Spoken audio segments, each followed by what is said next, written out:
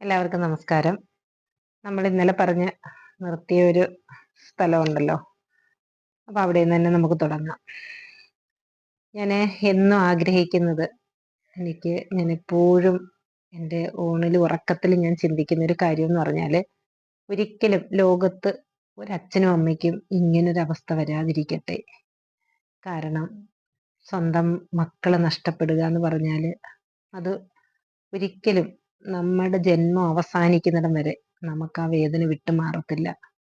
ആരൊക്കെ മറന്നാലും നമ്മളുടെ ഉള്ളില്, അച്ഛൻ്റെയും അമ്മയുടെയും ഉള്ളില് ഓരോ ദിവസവും അത് കൂടിക്കൂടി വരുന്നതല്ലാതെ ഒരിക്കലും അത് കുറയത്തില്ല.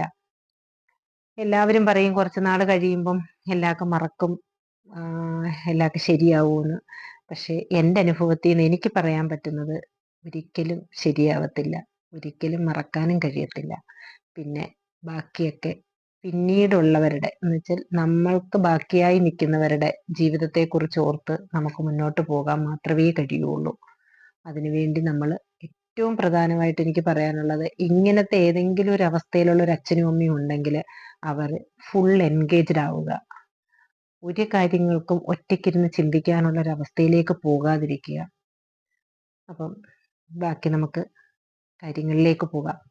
ഇന്നലെ ഞാൻ പറഞ്ഞു നിർത്തിയത്, ഞാൻ അങ്ങോട്ട് നോക്കുമ്പം എന്നെ നോക്കി നിൽക്കുന്ന എൻ്റെ മോളെ കുറിച്ചാണ്. ലോകത്തൊരമ്മയ്ക്കും, പ്രസവിച്ച ഒരമ്മയ്ക്കും താങ്ങാൻ പറ്റുന്ന ഒരു സീനല്ല ഞാൻ അന്നേരം കണ്ടത്. എൻ്റെ മരണം വരെയും എനിക്ക് ആ ഒരു സീൻ എൻ്റെ ഹൃദയത്തിൽ നിന്ന് മാറത്തില്ല.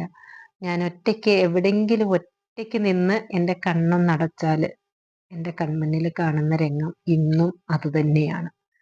എന്തൊക്കെയായാലും അത് മാറില്ല.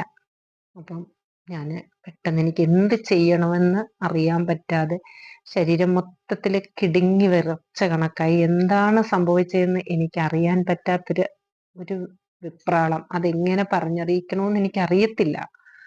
ഞാൻ അവസാനം അവിടുന്ന് ചാടി ഇറങ്ങി ഓടി അടുക്കളയിൽ ചെന്നിട്ട്, അപ്പൊ എൻ്റെ കയ്യിൽ വെട്ടുകത്തിയാണ് കിട്ടിയത്. ഞാൻ ആ വെട്ടുകത്തിയുമായിട്ട് ഓടി വന്ന് കതകില് വെട്ടാൻ ശ്രമിക്കുകയാണ്. പക്ഷെ എൻ്റെ ശരീരത്തിനോ എൻ്റെ കൈക്കോ ഒന്നും ബലമില്ല. ഞാൻ 2-3 പ്രാവശ്യം വെട്ടാൻ ശ്രമിച്ചു, പക്ഷെ അതൊന്നും നടന്നില്ല. ഒടുവിൽ ഞാൻ വാതിലിലോട്ട് വന്നിട്ട് ഉറക്കെ നിലവിളിച്ചു, ആരെങ്കിലും ഓടി വരണേന്ന്. അപ്പോഴേക്കും ഇവിടെ അടുത്ത് താമസിച്ചതും റോഡിൽ നിന്നതും ഒക്കെ ആയിട്ടുള്ള 2-3 പേര് ഓടി വന്ന് എന്താന്ന് ചോദിച്ചു. അപ്പൊ അവരെന്നെ അന്നേരം കണ്ടതേ ഉള്ളൂ ഞാനിങ്ങനെ വരുന്നത്.